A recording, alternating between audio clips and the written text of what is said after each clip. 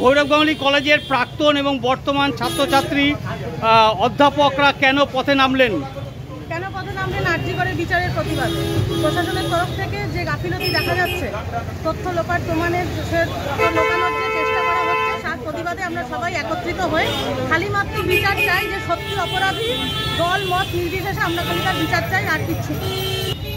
এটা আপনারা সবাই জানেন, বলা কিছু নেই, প্রতিবাদ করতে হবে। কিসের প্রতিবাদে নেমেছেন? কেন নামলেন? আমাদের